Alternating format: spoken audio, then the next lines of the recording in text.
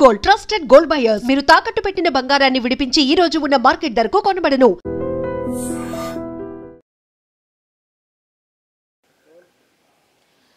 రైతు భరోసా ఇప్పుడు మరోసారి ఒక చర్చ అయితే స్టార్ట్ అయింది. రైతు భరోసా మరి ఈసారైనా సీజన్ కంటే ముందు ఇవ్వబోతున్నారా?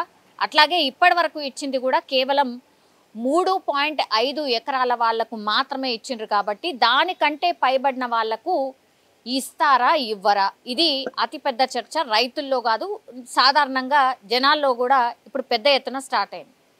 ఇప్పుడు ఏకంగా వ్యవసాయ శాఖ మంత్రి తుమ్మల నాగేశ్వరరావుగా స్వయంగా చెప్పిండ్రు 3.5 ఎకరాల వరకు ఉన్నటువంటి రైతులందరికీ కూడా ఇప్పటి వరకు రైతు భరోసా వేశాం. 4,000 చొప్పున ఎకరానికి 4,000 చొప్పున ఇప్పటి వరకు వేశాం.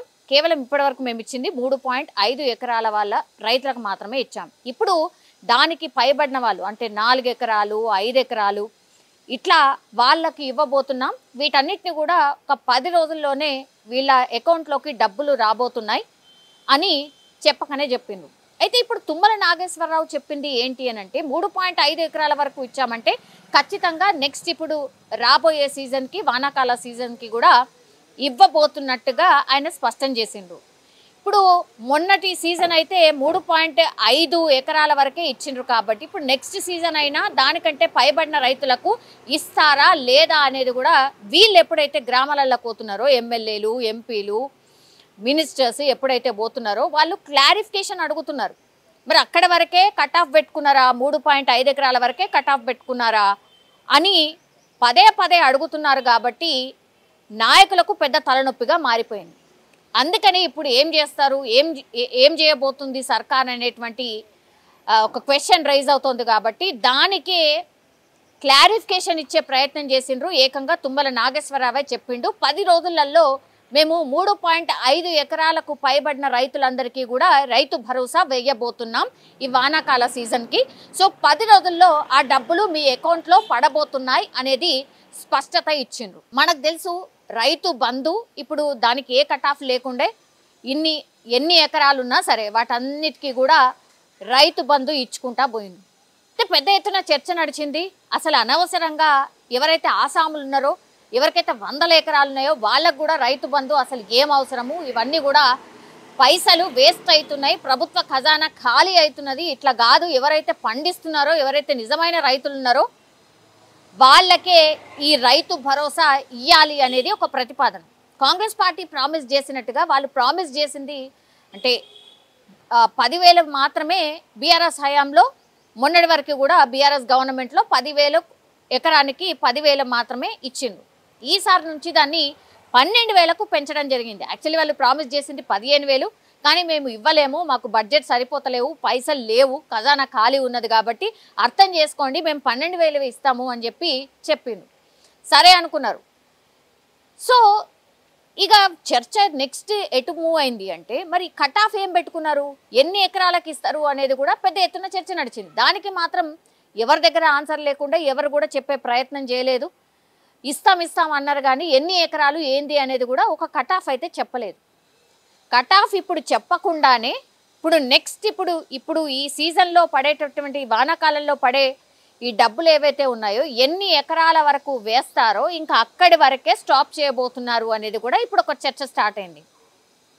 10 రోజుల్లో రైతు భరోసా వేస్తామన్నారు. మరి ఇప్పుడు ఈ సీజన్లో నెక్స్ట్ వచ్చే సీజన్లో వాళ్ళు వేసేటటువంటి డబ్బులు ఎన్ని ఎకరాల వరకు పడ్డాయి, అదే ఇప్పుడు గవర్నమెంట్కి సంబంధించిన కట్ ఆఫ్ అనేది కూడా పెద్ద ఎత్తున చర్చ అయితే నడుస్తుంది.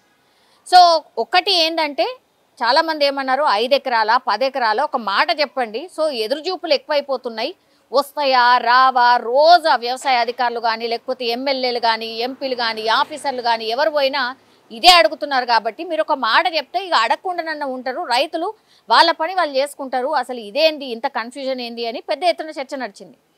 అందులో భాగంగానే ఇప్పుడు 10 రోజులలో మేము ఈ డబ్బులన్నీ కూడా వేయబోతున్నాం, రైతు భరోసాకి సంబంధించిన డబ్బులు వేయబోతున్నాం, 3.5 ఎకరాల పైబడిన వాళ్ళకు కూడా వేయబోతున్నామని మంత్రి గారు చెప్పిండ్రు. సో కట్ ఆఫ్ ఏమన్నా ఇక్కడ డిసైడ్ అయిపోతారా, ఇంకో 1.5 ఎకరం వరకు అంటే 5 ఎకరాల వరకే దీన్ని స్టాప్ చేయబోతున్నారా, పరిమితం చేయబోతున్నారా అనేది కూడా ఒక చర్చ అయితే నడుస్తోంది.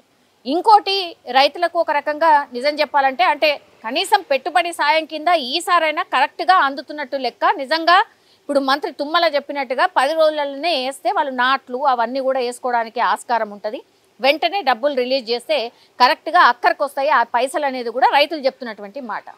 ఇంకోటి వడగళ్ళ వానతోని మనకు తెలుసు పెద్ద ఎత్తున ఈసారి సమ్మర్ సీజన్లో వడగళ్ళ వాన పడి చాలామంది రైతులు నష్టపోయినటువంటి పరిస్థితి. సో దానికి సంబంధించిన ఇన్ఫర్మేషన్ పూర్తిగా తీసుకున్నారు. అంటే మార్చ్ ఏప్రిల్లో చాలామంది రైతుల పంటలు తడిసిపోయినాయి. అట్లాగే ఈ మామిడి రైతులు నష్టపోయినరు, వరికి సంబంధించిన రైతులు నష్టపోయినరు, ఇట్లా చాలామంది రైతులు నష్టపోయినరు. కాబట్టి వాళ్లకు పరిహారం ఇవ్వాలి అనేది కూడా పెద్ద ఎత్తున చర్చ నడిచింది. సో పూర్తిగా గ్రౌండ్ లెవెల్లో ఎవరెవరైతే నష్టపోయినరో ఎంతమంది ఉన్నారో ఆ లిస్ట్ అంతా కూడా ప్రిపేర్ చేసిన తర్వాత ఒక నివేదిక సర్కార్కి అందింది. అందులో భాగంగానే 51 కోట్ల రూపాయలని కూడా ప్రభుత్వం ఈరోజు రిలీజ్ చేసింది. వెంటనే ఎవరైతే పంట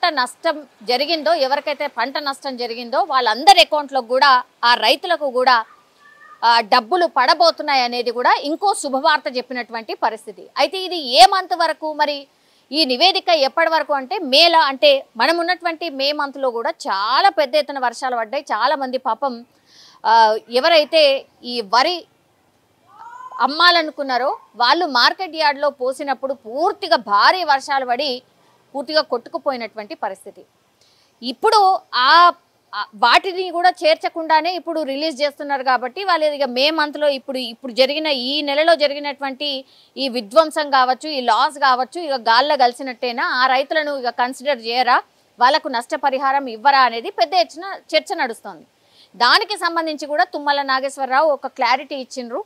లేదు, ఇది మార్చ్ అండ్ ఏప్రిల్ మంత్ వరకే ఈ రైతులు ఎవరైతే పెద్ద ఎత్తున పంట నష్టపోయినరో వాళ్ళకి మేము ఒక లిస్ట్ తయారు చేసి వాళ్లకు అకౌంట్లోకి డబ్బులు వేయబోతున్నామని ఒకటి చెప్పిండ్రు. దానికి 51 కోట్లు మంజూరైనాయి.